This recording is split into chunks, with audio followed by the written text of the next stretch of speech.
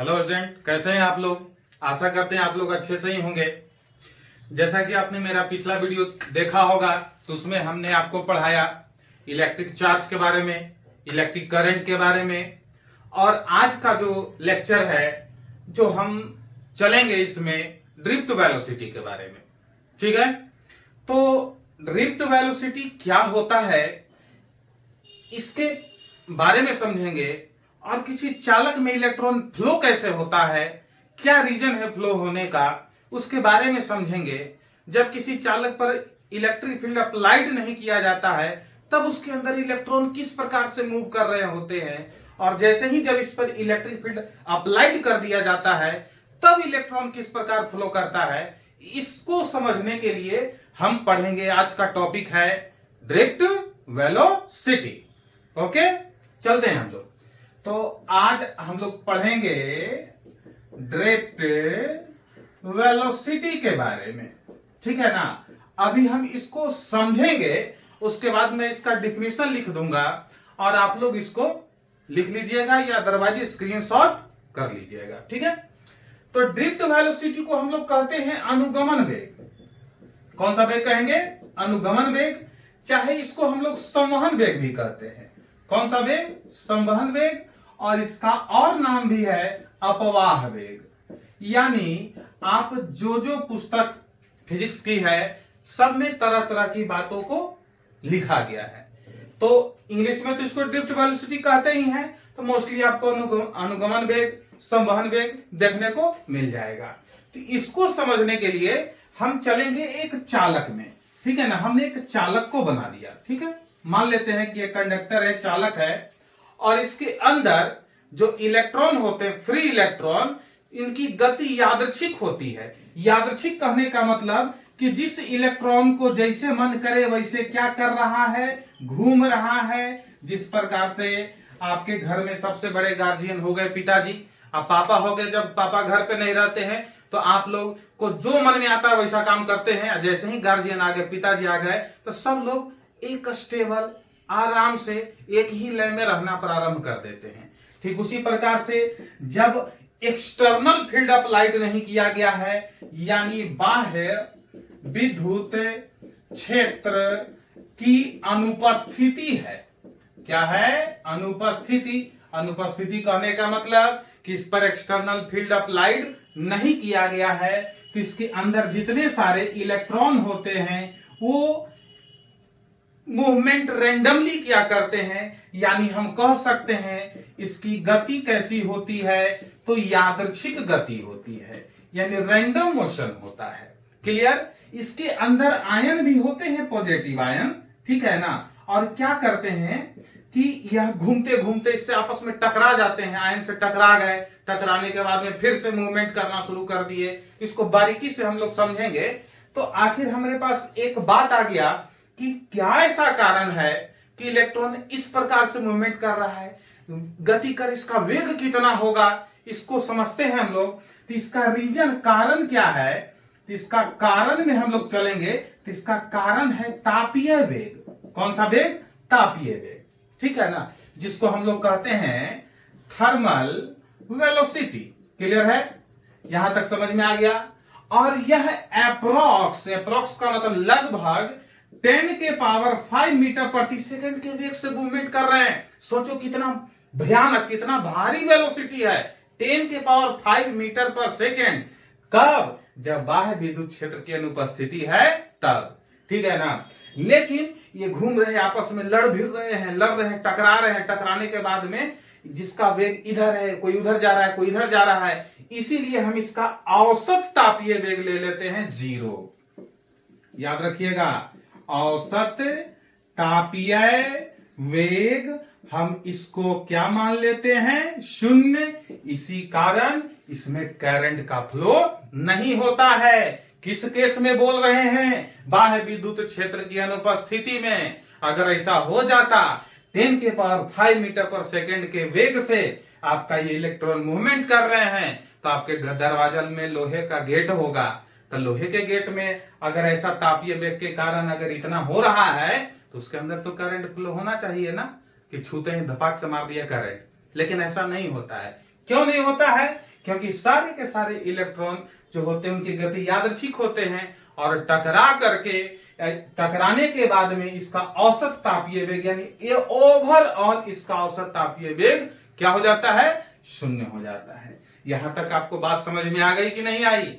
Clear है यहां तक? यहां से आपको ऑब्जेक्टिव आ सकता है, ठीक है ना। यहां पर थर्मल वेलोसिटी आपका है अप्रोक्स 10 के पावर 5 मीटर पर सेकेंड, ठीक है ना। कोई पूछेगा बाह्य विद्युत क्षेत्र की अनुपस्थिति में चालक के अंदर जो मुक्त इलेक्ट्रॉन होते हैं उनकी गति कैसी होती है, यादृच्छिक होती है।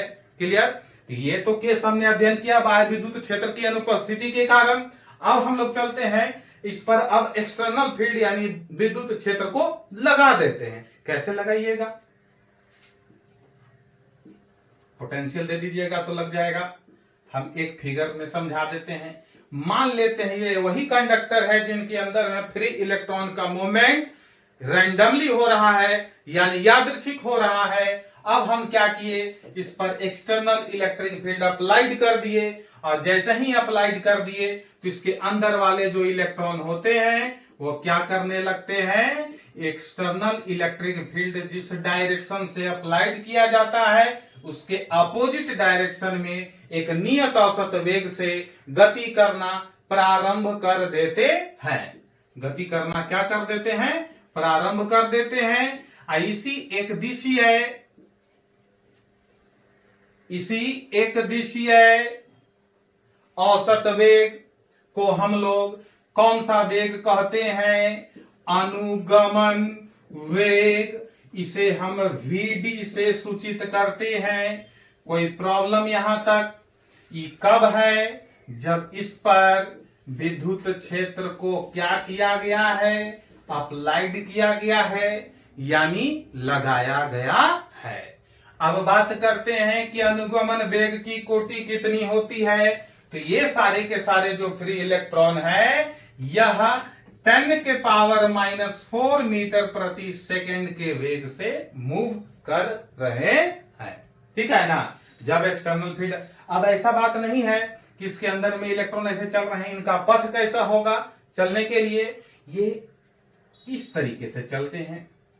मान लिया जाए कोई इलेक्ट्रॉन है, यहां गए आयन से टकरा गए, फिर यहां चल गए आयन से टकरा, फिर यहां चल गए आयन से टकरा गए, फिर यहां आ गए, फिर यहां आ गए, यानी टकराते टकराते ए से पॉइंट बी तक पहुंच गए, ठीक है ना। तो ए से पॉइंट बी तक पहुंच गए तो ये जो टकरा रहे इधर उधर due to thermal velocity. Clear?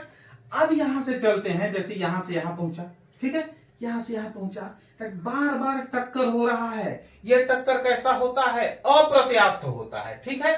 तो टकराने के बाद ये रिलैक्स करता है, ठीक है ना। यानी किन्हीं दो क्रमागत टक्करों के बीच में जो टाइम लगता है उसी को कहते हैं, इसको सूचित करते हैं टाउ से। किससे सूचित करेंगे, टाउ से। इसको हम कहते हैं विश्रांति काल। क्या कहते हैं, विश्रांति काल, ठीक है ना। जिसको कहते हैं रिलैक्सेशन टाइम। कौन सा टाइम कहते हैं, रिलैक्सेशन टाइम। क्लियर है यहां तक? ये आपको जब इसका डेरिवेशन होगा तो अब आपको अच्छे तरीके से समझ में आएगा। फिलहाल अभी के लिए हम आपको इतना सारा चीज बतलाएं, इसको हम लिख देते हैं इसका डेफिनेशन, ठीक है ना। इसका डेफिनेशन आप कैसे बोलोगे, क्या कि किसी चालक के अंदर विद्युत क्षेत्र के प्रभाव के कारण इलेक्ट्रॉन एक ही दिशा में एक नियत वेग से गमन करना प्रारंभ या गति करना प्रारंभ कर देते हैं। इसी एक दिशीय औसत वेग को हम लोग कौन सा वेग कहते हैं, अनुगमन वेग कहते हैं। इसको हम यहाँ पर इंपॉर्टेंट इसमें का जो पॉइंट है वो हम आपको अभी लिख दे रहे हैं। आप फिलहाल अगर आप चाहते हैं तो इसको आप स्क्रीनशॉट ले सकते हैं, ठीक है।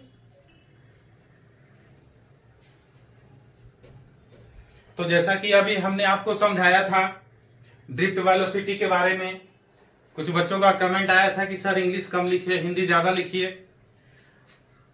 कुछ लोगों ने बोला था कि सर डिफिनीशन भी लिखवा दीजिएगा। तो कमेंट देख करके हमने बोर्ड पे लिखा। वैसे तो इसको हम बोल के समझा देते थे, पिछले वीडियो में हमने यही किया था, लेकिन आप लोग को जैसा चाहिए हमने वैसा आज किया है, ठीक है। कुछ लोगों को डेफिनेशन चाहिए था, बहुत लोगों को चाहिए था कि ज्यादा कंटेंट आप हिंदी में दीजिए, तो हम बहुत सारे कंटेंट को हमने हिंदी में देने का कोशिश किया है। तो चलिए एक बार फिर हम इसको रिवीजन कर लेते हैं और ध्यान से देखिएगा, बने रहिएगा। अभी तक इसके पहले जितना लेक्चर दिया आपको इसमें सारा कंटेंट मिलेगा, अच्छे तरीके से समझना है बस। क्लियर? चालक में फ्री इलेक्ट्रॉन्स कमरे के ताप पर यादृच्छिक रूप से लगभग 10⁵ to 10⁶ मीटर पर सेकेंड के तापीय वेग से गति करते हैं। ठीक है ना, ये लगभग अप्रोक्स 10⁵ to 10⁶ है। ठीक है ना, जैसे यहाँ पर आप ये फिगर को देखो, क्या है कि इसमें क्या है कि फ्री इलेक्ट्रॉन जो है कमरे के ताप एट द रूम टेम्परेचर, ठीक है ना, 10⁵ मीटर पर सेकेंड के वेग से रैंडम मोशन यानी यादृच्छिक गति में घूमते रहते हैं। क्लियर है? यहां तक पहला लाइन क्लियर हुआ। आगे बढ़ते हैं। चालक में कुल इलेक्ट्रॉन्स का औसत तापीय वेग 0 होता है। यहां से आपका ऑब्जेक्टिव भी आ सकता है कि कंडक्टर में कुल इलेक्ट्रॉन्स का औसत तापीय वेग यानी एवरेज थर्मल वेलोसिटी कितना होता है, तो 0 होता है।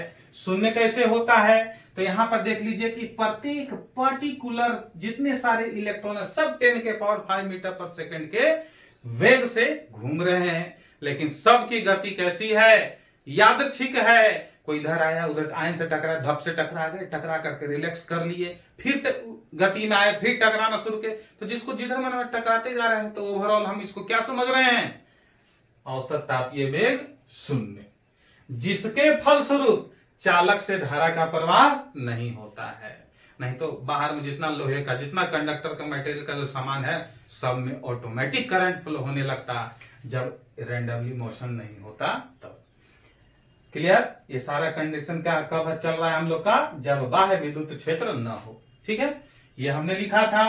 ठीक है ना, ये हमने इसलिए लिखा कि ये फिगर इसके बारे में। क्लियर? अब क्या कर लेते हैं, जब चालक के सिरों पर विद्युत क्षेत्र आरोपित किया जाता है तो मुक्त इलेक्ट्रॉन आरोपित विद्युत क्षेत्र की दिशा के विपरीत त्वरित हो जाते हैं। क्लियर? जैसे यहां पर इलेक्ट्रिक फील्ड अप्लाइड कर दिए, तो जैसे ही अप्लाइड करें तो हम अप्लाइड इस तरीके से इधर अप्लाइड हो रहा है, तो जितने सारे फ्री इलेक्ट्रॉन है सब इसके डायरेक्शन के अपोजिट डायरेक्शन में क्या करना शुरू कर दिए, मूव यानी त्वरित यानी गति करना प्रारंभ कर दिए। और इसका जो वेलोसिटी होता है वह 10⁻⁻⁴ मीटर प्रति सेकंड होता है। इससे आपको एक ऑब्जेक्टिव आ सकता है, अनुगमन वेग की कोटि कितनी होती है, 10⁻⁻⁴ मीटर पर सेकंड। कोई दिक्कत यहां तक? ये सारा चीज हम आपको थोड़ी देर पहले काफी अच्छे रूप से फिगर बना करके समझाया था। अगला आपका है यही ड्रिफ्ट वेलोसिटी। इसी को समझने के लिए हम इतना सारा चीज समझाए हैं, इससे छोटा छोटा ऑब्जेक्टिव आपका आ रहा है। ड्रिफ्ट वेलोसिटी, किसी चालक में मुक्त इलेक्ट्रॉन विद्युत क्षेत्र के प्रभाव के कारण, मुक्त विद्युत क्षेत्र के प्रभाव के कारण एक नियत औसत वेग से एक ही दिशा में चलना प्रारंभ करते हैं। इसी एक दिशीय औसत वेग को अनुगमन वेग कहते हैं। इसे VD से सूचित किया जाता है। VD = E/m, ये टाउ। इस टाउ को अभी पिछले वीडियो में बताया, इसको हम लोग कहते हैं विश्रांति काल यानी रिलैक्सेशन टाइम। क्लियर? इसको रिलैक्सेशन टाइम को समझने के लिए कैसे समझेंगे हम लोग, कि मान लिया जाए फिर इलेक्ट्रॉन आया, यहां आयन से टकराया, टकरा के फिर यहां चल गया, टकराने के बाद में फिर यहां चल गया, फिर टकरा करके यहां आया। ठीक है ना, तो यहां से देख रहे हैं कि ए से टकराया बी तक आया। कैसे? जिगजैग पाथ है, याद रखिए, ऐसे टकराया, ऐसे टकराया, ऐसे टकराया। तो किन्हीं दो क्रमागत टक्करों के बीच का जो टाइम होता है इसी को टाउ से सूचित करते हैं, जिसे हम लोग विश्रांति काल कहते हैं। क्लियर? यहां तक हो गया? क्लियर? अगर आपसे कोई पूछे कि विद्युत धारा एवं अनुगमन वेग के बीच संबंध क्या है, तो I = NE/AV/d। क्लियर? अगला है धारा घनत्व और अनुगमन वेग के बीच क्या संबंध है, तो J = NE/VD। आगे हम लोग जानेंगे कि करंट डेंसिटी कहते किसको है। ठीक है ना, तो यहां तक मेरे ख्याल से आपको समझ में आ गया होगा। क्लियर है? यहाँ तक अगर किसी को कोई प्रॉब्लम हो, ठीक है ना, तो कमेंट में लिख सकते हैं, कुछ पूछ सकते हैं, उनका जवाब अगले वीडियो में दिया जाएगा। और यदि आपको मेरा समझाना पसंद आया हो तो इस वीडियो को लाइक कीजिए और शेयर कीजिए, अपने दोस्तों के तरफ भेजिए, ताकि वो इन सारे चीजों को अच्छे तरीके से समझ पाए। तो आज के लिए बस इतना ही, मिलते हैं अगले वीडियो में। सी यू नेक्स्ट वीडियो।